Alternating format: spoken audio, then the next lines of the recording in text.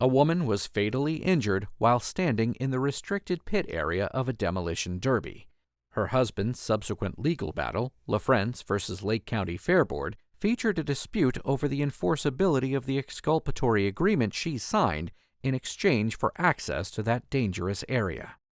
26-year-old Linda LaFrenz was very familiar with demolition derbies, a motorsport in which the competitors deliberately crash their cars together until only one of the cars is left running.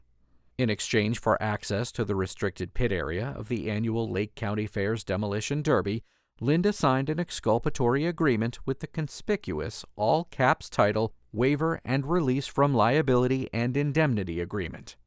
The agreement stated that Linda was releasing the Lake County Fair Board from liability for any negligent injuries that might happen in the pit area. Also, the words "This is a release" appeared on every signature line, forcing Linda to sign her name directly on top of these words. During the evening session of the demolition derby, while Linda was standing in the pit area, a competitor's car jumped the barrier, seriously injuring and ultimately killing Linda. Subsequently, Linda's husband, David, sued the Lake County Fair Board in Indiana State Court, seeking to recover damages. At trial, the competitor whose car jumped the barrier testified that someone, seemingly an official, told him that the exculpatory agreement he signed was an insurance form.